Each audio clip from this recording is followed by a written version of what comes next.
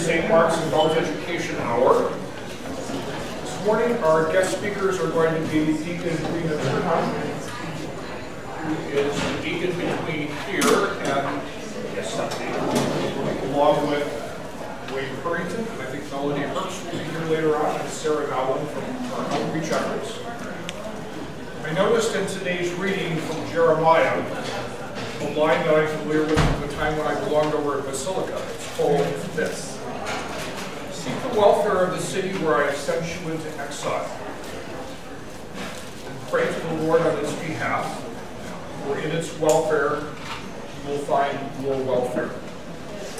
That's pretty much their theme over there. You might be familiar with the transitional housing project that they sponsored called the Jeremiah Project. So thank you. Later on in the presentation, I'll be handing out a flyer or a brochure for you. Thank you. Do you hear me? Everybody hear me okay? Yeah. When Michael and I were talking this morning about getting organized for the forum, he said, you know, did you see this piece of scripture? That was actually the scripture that was in my heart before I came to St. Mark's and Gethsemane, and it's been the thing that I've returned to. But recently, which not everybody knows about this, I'm now only stationed at St. Mark's, working on downtown collaborations, and most recently helping to evaluate and discern on-site outreach ministry, which is kind of one of the things we'll be talking about, but within the context of community engagement and really engaging God's mission in the neighborhood here around St. Mark's. Another thing that I wanted to share with you before I start is one of the reasons that I came to St. Mark's is I invited Dean Paul to something before I knew him, something in North Minneapolis, kind of saying, you know, this is your city and you're new to the cathedral, would you like to come to this event with me? And after that we got to talking, and I heard one of the reasons, you know, why he wanted to come to St. Mark's, and it was about engaging God's mission around the neighborhood of St. Mark's in the city. And that's really, I want to serve in a place that wanted to do something like that. So that was kind of the impetus for me eventually coming to St. Mark's. But this morning, I want to give you a bit of news about what we're up to in terms of evaluating those on-site outreach ministries, but also, and some specifics about that, how we plan to do that, just for the sake of transparency, but also talking within a larger picture of kind of where do we think we're going and how are we going to get there. So this morning, what are we up to? And then we're going to go through the outreach practices and principles that I know people have seen a couple of times. If you haven't, you'll have another chance to see them this morning, and we'll go through them and talk about the basis for how we came up with them, what they're based on, how does it inform and guide us, and then a little bit, as I said, about where we're headed. But first, I want to take a couple of minutes to do some gospel-based discipleship. Who here has done that before, or sort of a lectio kind of a thing? Okay. A lot of times in the Episcopal Church of Minnesota, we start meetings and gatherings with gospel-based discipleship. You typically read the scripture 3 times, and after each reading, you share kind of individually on the 3 questions. We're just going to entertain the first question for the sake of time. So if there is someone here that, well, let's see. Dwayne, would you be willing to read that since you have a microphone? And then we'll just be silent for a minute, and then at our own tables answer the first question. What words or ideas did you hear? Yes, I'd be happy to. Please excuse my froggy voice this morning. The mission of the 70. After this, the Lord appointed 70 others and sent them on ahead of him in pairs to every town and place where he himself intended to go. He said to them, "The harvest is plenty, but the laborers are few. Therefore, ask the Lord of the harvest to send out laborers into his harvest. Go on your way. See, I am sending you out like lambs into the midst of wolves. Carry no purse, no bag, no sandals, and greet no one on the road. Whatever house you enter first, say, 'Peace to this house.' And if anyone is there who shares in peace, your peace will rest on that person. But if not, it will return to you. same house, eating and drinking whatever they provide, for the laborer deserves to be paid. Do not move from house to house. Whenever you enter a town and its people welcome you, eat what is set before you. Cure the sick who are there, and say to them, the kingdom of God has come near to you. Thank you. So if we just want to take a minute to ponder that, and then turn to your neighbor and take turns sharing what words or ideas did you hear.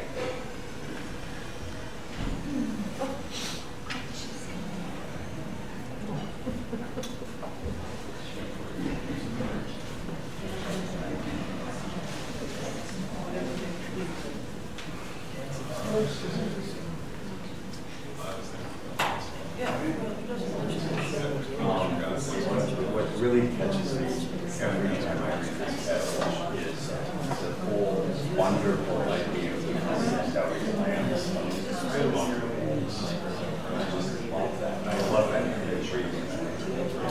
That's how I live my life. That I go mostly among the others and just bring the joy that comes with it.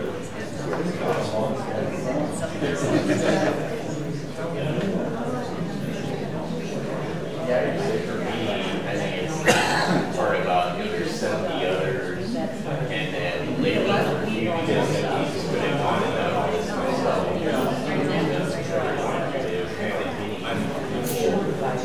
building, you know, the group of people that I think that's what I take out.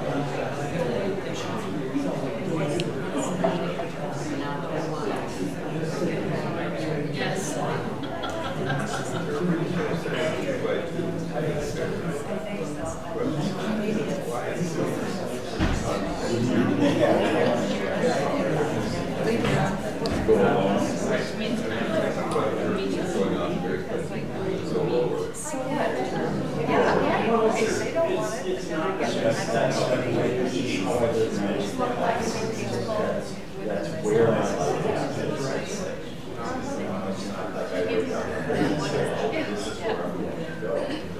This time I remember going from house to house and we were living on that floor.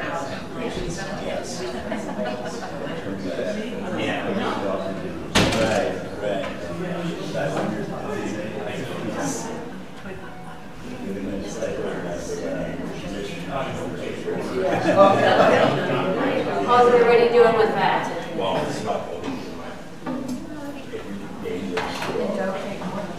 So I just wanted to start with that as a way to enter in, because oftentimes, myself included, we get caught up in the work of the doing and not the being part of what is it we're called to do and what does that look like. So just a little bit of reporting to you. Earlier this summer, well, I guess it's late summer, we committed to discerning and evaluating the 4 on-site outreach ministries. So Monday night supper, Sunday night supper, sandwich making, and warm space. And we paused Monday night supper, or Sunday night supper, I meant to say Monday night supper, typo, Monday night supper, and warm space at the end of September.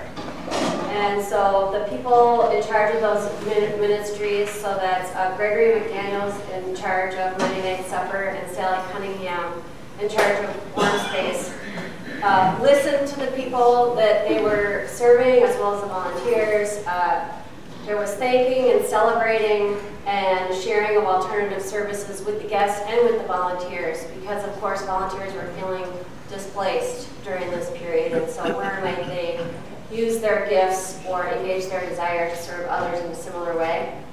And then we're continuing with the sandwich making, and I meant Sunday night supper, because they're part of a network of other congregations, and so pausing that would cause a ripple effect in many ways. And then we created and adopted some outreach principles and practices, which we'll talk about in a little bit later. And then we sought some outside help in this evaluation. From the Episcopal Church in Minnesota, Rachel Babbitt, who's a member of this congregation, and also our missioner for community engagement. She's walking with us down congregations ending homelessness in their member congregations. The Dignity Center, which is a nonprofit associated with Hennepin Avenue United Methodist, our neighbor, and St. Stephen's Human Services. So all of these places are people, organizations that are resources to us so that we're not doing this work in a vacuum. And we started to ask a couple questions. What is St. Mark's best offering in serving those experiencing hunger, poverty, and homelessness downtown? And beyond the practices and principles, how do we get new eyes for the work that we're doing? Because we've been doing, these are good, faithful people doing good work, but oftentimes, we get caught up in making sure that there's volunteers for things and procuring food and making sure the space is available and all these different things. And so how do we begin to have new eyes and think about the work that we're doing and the way that we're doing it? We've acknowledged that stopping and letting go, there's a lot of anxiety and uncertainty in it, and pausing is very difficult, and looking at the things that we're doing with a critical yet compassionate eye for both those people serving and people being served is difficult. And there's grief in endings. There's uncertainty about the future of these, all four of the ministries, and what they might look like or whether or not they'll continue. That's to be seen after our evaluation period. Before we pass out the practices and principles, I want to talk a little bit about what they were based on. One of the things they're based on is the Oath for Compassionate Service. It's from a book by Robert Lupton. I brought my copy called Toxic Charity.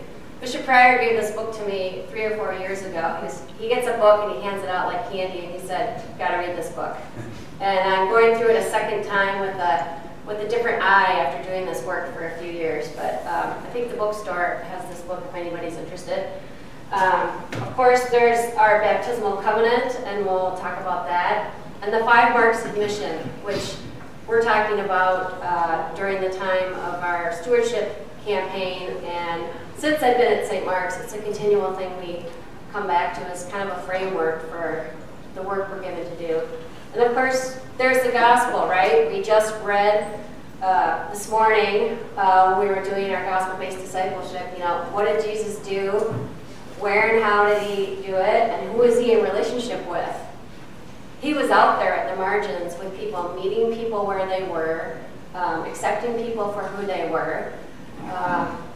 So sometimes when I think it gets really complicated, you actually can go back to the gospel and it lives today. It's like, okay, what does this work look like? It's really highly relational. It's just about being in a relationship with other people and being out there. So back to the Oath for Compassionate Service. It's actually derived from the Hippocratic Oath, above all, do no harm. And it's really about the assets of the community rather than the needs. And it takes seriously the gifts and talents of the poor. Sometimes we get a little internally focused in the church in general and thinking like we're the bestower of blessings on the rest of the world, and to think that other people are not equally gifted or talented or called to the work, we sometimes forget that. And it also moves us from doing for to doing with and among, really, and that's the manifestation of Jesus, right? That's the incarnation. And it moves us from concentrating on transactional to relational. And really, that's where transformation happens. Kind of hard to see, but I took part of the baptismal covenant out, and we typically kind of focus on the last 2 questions. Will you seek and serve Christ in all persons, loving your neighbor as yourself? And will you strive for justice and peace among all people, and respect the dignity of every human being? Really, if you go up and you see the other questions, we really have to think about all those things. Oftentimes we just concentrate on the bottom 2 questions. And then if we look at the 5 marks of mission, we often concentrate only on 3 and 4 and what we're doing, but actually, you know, Mary Les asked me to think about talking about some of the outreach and mission things we're doing, and I wanted to know which Sunday I wanted to do them on as we explore a different mark each Sunday. And I thought, well, some things, you know, relate to multiple marks of mission. Ooh, oh, there. But really, it's a both.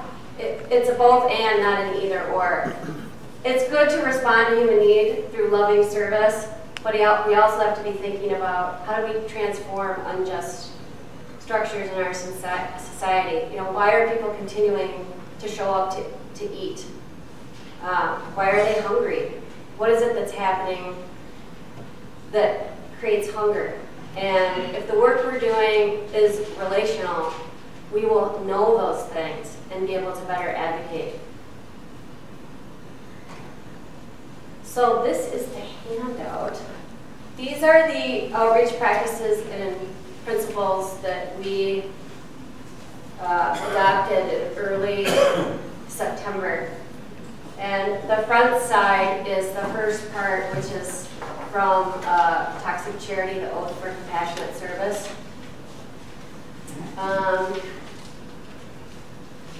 Let's see, I wonder, Dwayne, would you be willing to read these?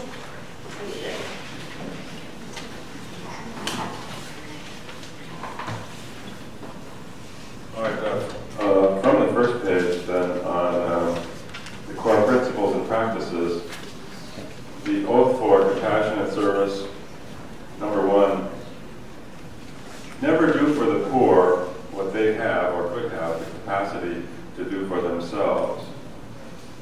Limit one-way giving to emergency situations. Strive to empower the poor through employment, lending, and investing, using grants sparingly to reinforce achievement. Subordinate self-interests to the need of those being served. Listen closely to those you seek to help, especially to what is not being said. Unspoken feelings may contain essential clues to effective service. And above all, do no harm. Thank you. And then the second part, let's see, Melody, is she in the room? She was. Would you be willing to read the second part? Well, I can read it in the mic. Okay. Thank you.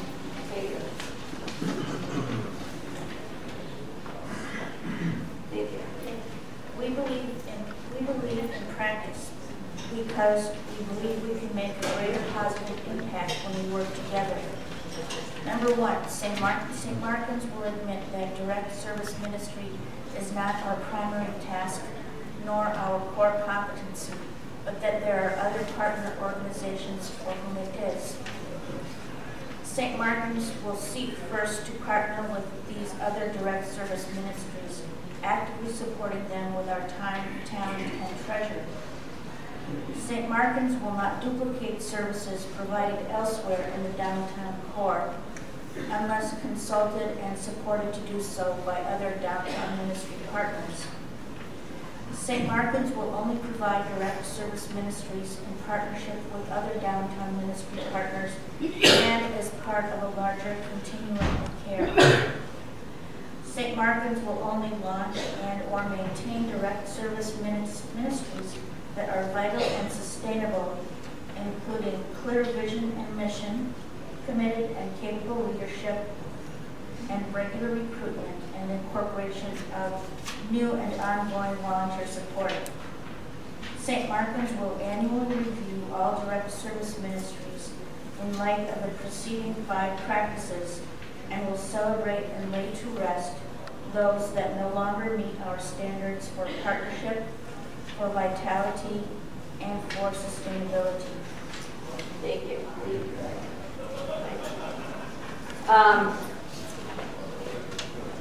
The next thing I thought we would do is watch a video and have some table discussions, and then at the end there will be a chance to ask some questions about any of us or anything else we've talked about.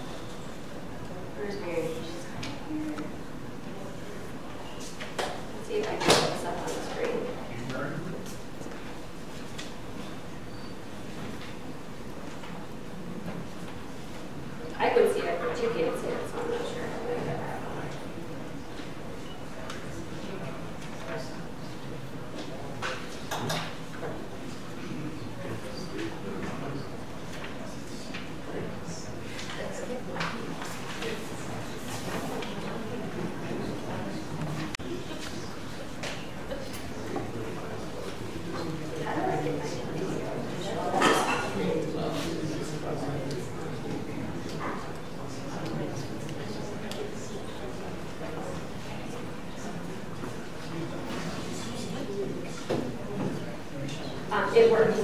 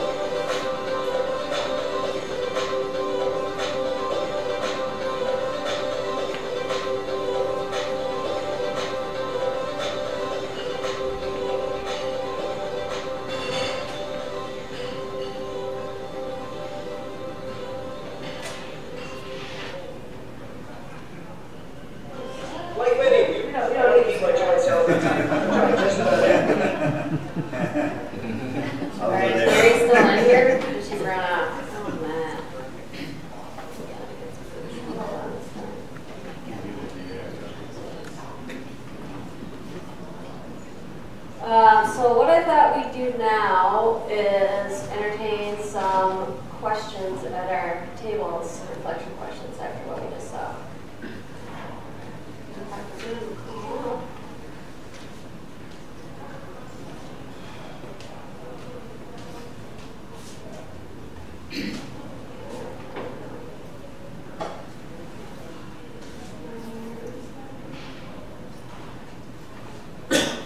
Oh, there. Obviously, you don't have to answer any of these, but why don't we take about 7 or 8 minutes at each table to have a little discussion. When you accompany someone or are in partnership with someone, what do you do? How would you describe your relationship with someone whom you accompany or walk with or partner with? What does that look like? How do you set boundaries? And really, how do you get to know one another? What are the stories that you tell to another person to let them know who you are, what your values are? So pick 1 or 2 at your table that strikes home with you and share with your neighbors for about 8 minutes, and I'll call us back in.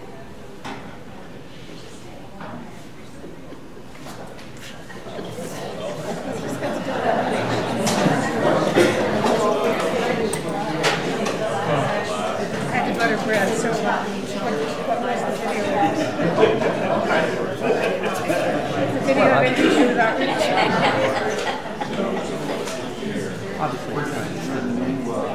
so we got a hand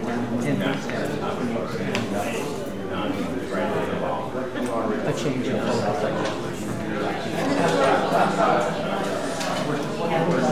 we need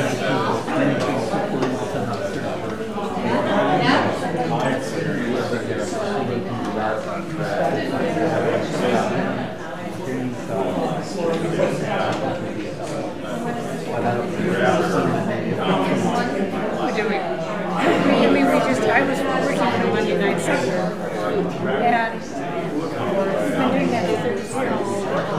Now, but the people that get so maybe to talk to me or whatever about this is the one I'm telling them.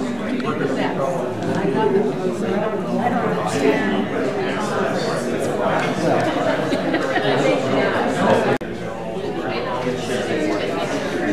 Good to have a place where you can come where nobody challenges you in any way. Where you're treated.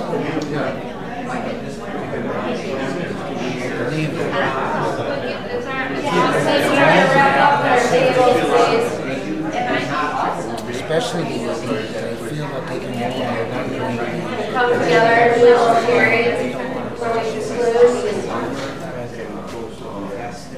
I mean, no buts. It's important that they feel comfortable. So I'm wondering if there's anybody that wants to share any of their conversation at their table, just for the sake of hearing what everybody was talking about, just for a couple of minutes here. Anybody want to share if they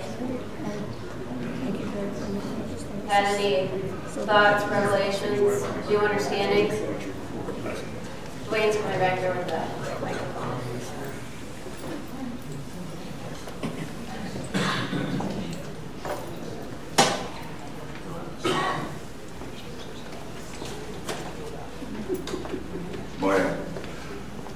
I would just like to share from my personal experience. Some of you know, and many of you don't, that for years while I was a member here in my youth, I was homeless. And when I look at this stuff, and I look at accompanying and relational stuff, those are the people who made the difference in my life. The people who would show me where a resource was, but leave it up to me to use it. The people who would encourage me, but not do for me. And that's what I see being talked about here, is we're not giving up on these people. We're not abandoning these people. We are partnering with our neighbors. We are acting like a parish, like the dean talked about, I believe it was 2 weeks ago now. And not trying to be all things for all people. That, you know, even the 70 weren't trying to be all things for all people. You know, and that's what, in my opinion, what the gospel is all about, is accompanying and relational helping, not doing for anyone else, what they can do. You know, it needs to be an asset based. You know, this is what you're good at. Let's see how we can use that to lessen your deficits. Maybe there's somebody else back here. Yeah. Thanks very much. I just felt that, and we discussed this in our group, but we didn't really go through your questions very systematically, that these rules seem too hard and fast to really apply in all situations. For example, never do something for somebody that they could do for themselves. If you do something for somebody, don't you embody a spirit of giving and service that bears witness to something valuable for them, even if it's something that actually they don't necessarily desperately need, and there are other people with desperate need around them who might need that service. So I guess I feel that there's a kind of spirit of bureaucratic rationalization going on here that depreciates the value of charity in parishioners. That if somebody wants to do something for somebody, they should do it. And it's not necessarily going to be the most efficient or it's not going to solve the most problems counted numerically, but that's not what the gospel is about, is maximizing benefit. It's about the spirit of giving and service and witnessing Christ. So I guess the idea that there's a lot of good here, certainly doing no harm, certainly listening to those who seek to help, certainly supporting self-interest to the needs of those being served. No one could argue with that. But the sense that your charitable activity has to be channeled into, institutionally, I think devalues what people do and give. I'm happy to address lots of that, but so thank you. But I do want to see if anybody else has any comments related to the discussions at the table before I move on to that part.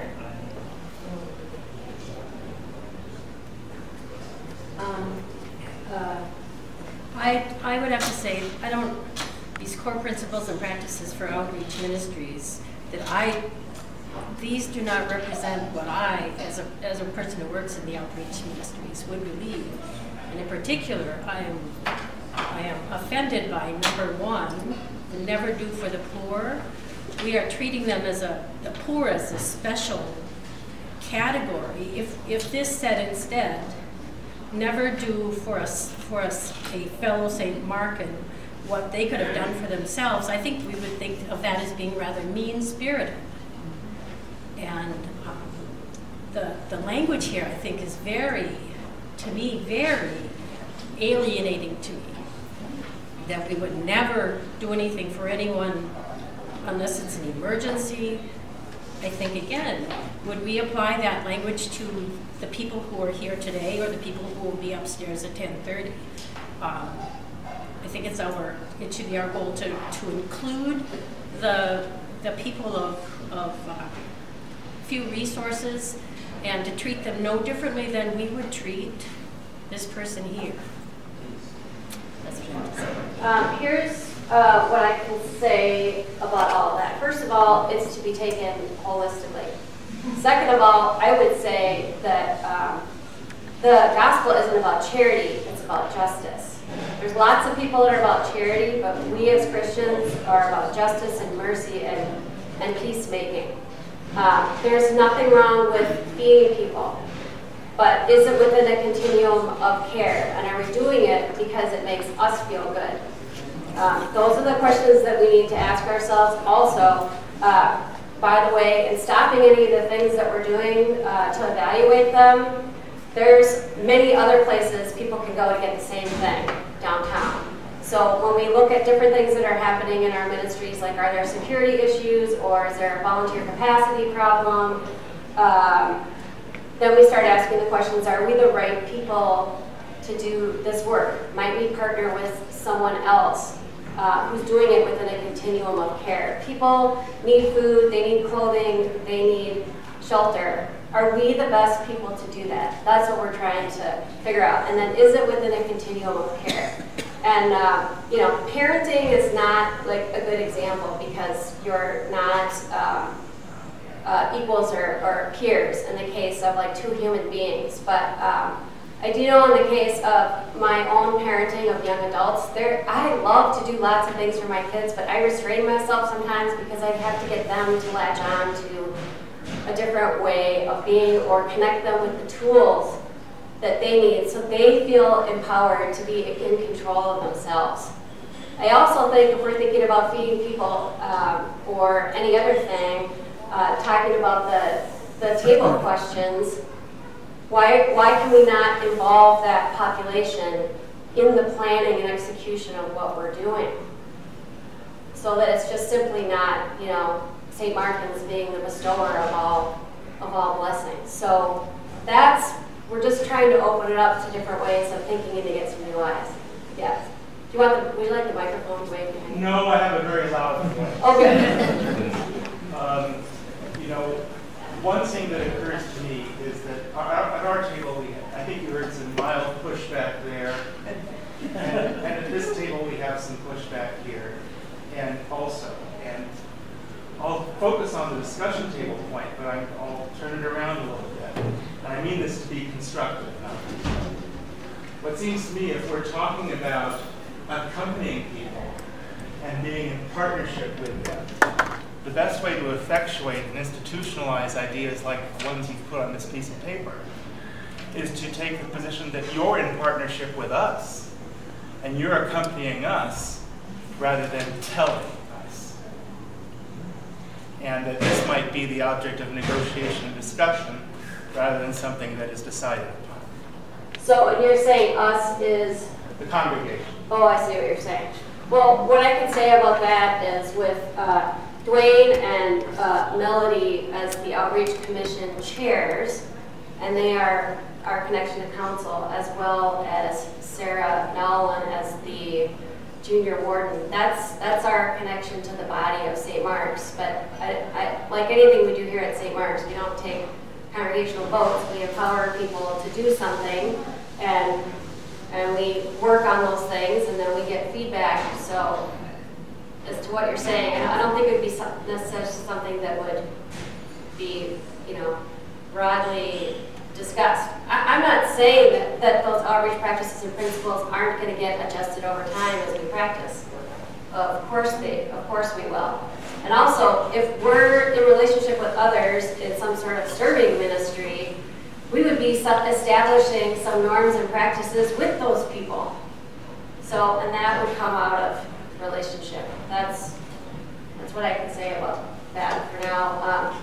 At the end here, so I need to wrap up because I have to go upstairs. I just want to share kind of where we're going more broadly and then specifically in relation to the four ministries.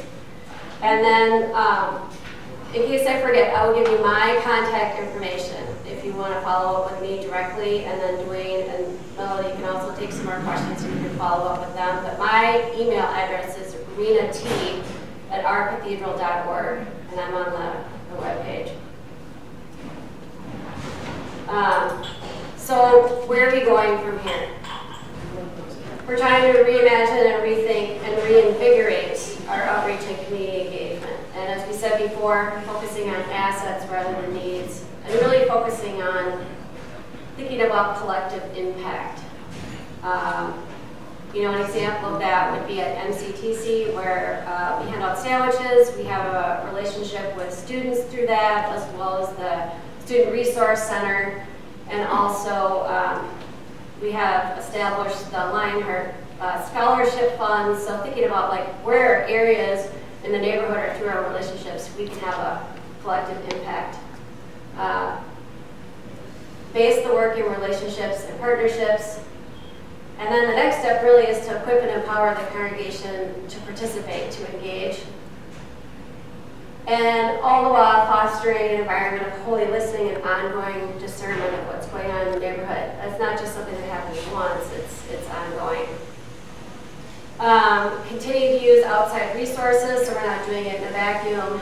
And eventually we'll have to reorganize ourselves internally in terms of what does an outreach commission look like? How does it entertain new ideas for engagement? Is it called outreach anymore? Is it community engagement? Is it mission?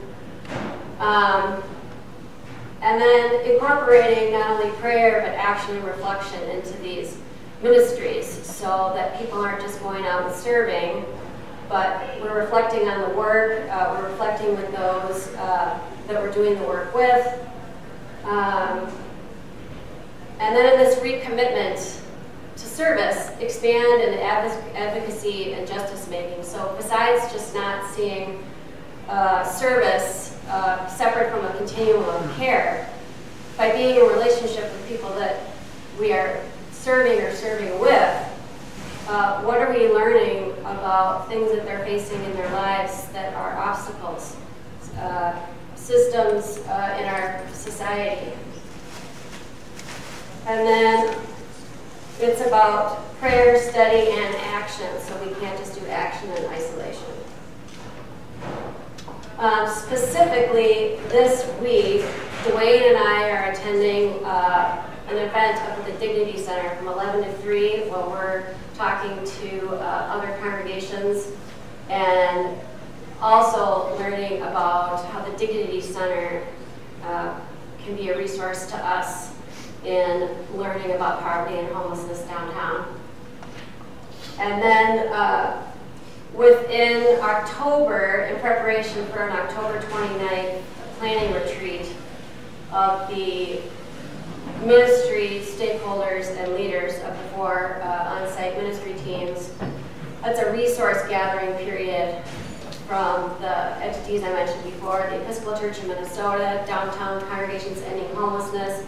We actually presented to their direct service panel saying, we're doing this internal work, how can you help us in resources? So we're connected to individuals at different congregations. And part of our work that will come out of the retreat is going out and seeing some other ministries at other congregations that are operating in the way that we're talking about. Downtown Congregations Ending Homelessness, their direct service providers are operating under similar practices because they're wanting to move away from relief towards more advocacy.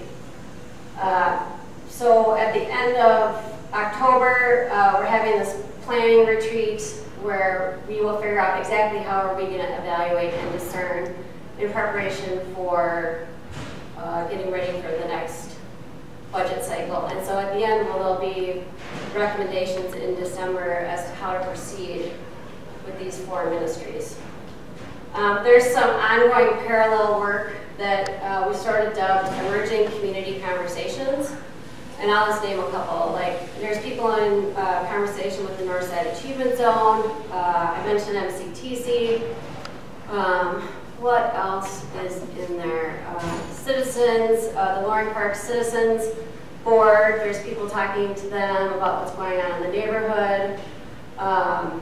So there's several, I'd say probably 8 places in the city that are other organizations or agencies, community partners, where there's some conversation going on and relationships in various stages with either leadership at St. Mark's or St. Markins as being shepherded by staff or clergy.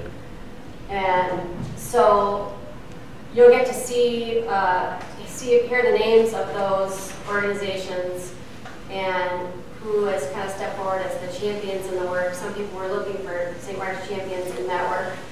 So there'll be ministry tables on October 30th and November 6th. And St. Mark's has always been a place to hold conversations on issues of justice. We'll continue to do that. We've talked about creation care here, the Earth Keepers doing a lot of work gun violence prevention, and then of course this year, racial reconciliation. If you saw Dean Paul's letter, there's a special commission at St. Mark's working on that, and it's also the Mission Opportunity 2017 for the Episcopal Church in Minnesota. And really continuing to work on the idea of connecting study, conversation, and prayer to faithful action, because really what we're called to is change for the common good. I personally have like 2 minutes for questions because I have to run upstairs, but I'm hoping that Dwayne and Melody, for people that want to linger, and of course you can contact me. Anyone? Well, has it been determined yet what St. Mark's is good at? I mean, has it been determined what we're good at? That's part of the, and of course, the scope of what we're looking at just for now is those 4 on-site outreach ministries. And so that has not been determined yet. I think we know what we're passionate about and what we have a history doing. I think we're going to find out how good we think we are at it, and what does it mean to be good at it. That's what we need to figure out. That's why we're working with those other partners. And so we're going to be creating a plan in that all-day workshop for that, and then making recommendations of how we move forward with the 4 ministries. Anybody else? Can you go to the last slide? Yes.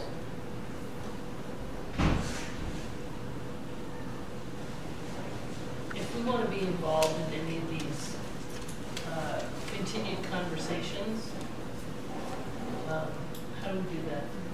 Come see myself or Lowell Johnson, because he's involved in some of those relationships, or come either the 30th or the 6th. And we will be just hosting informal conversations on those and meeting people that want to get engaged and hear like, oh, where are conversations happening and what might we do from there. It's very loose, very organic. We're trying to be organized enough to pay attention to where there's energy and the Spirit's movement, yet not be so boxed in.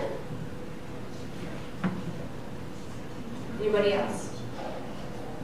Thank you. I have to run. Dwayne, do you want to share how people can get a hold of you and Melody? How people Well, I think what Rita's mentioning, particularly with the tables, is that Ministry Sunday is being changed a little bit this year, in which there'll be opportunities with tables in the Bishop's hallway after the services. So this might be a chance to talk to people individually about some of these things and perhaps help with some of the concerns that I'm hearing today about changes that are occurring. And this isn't just the day that I've heard of it.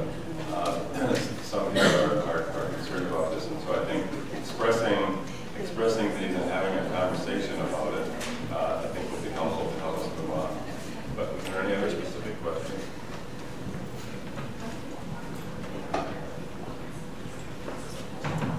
I've heard several people say to me, as if I would know, who are these people who are making these decisions? Like, we know who chairs are, but we really don't know who the people are, or up until this point, how to get engaged with it.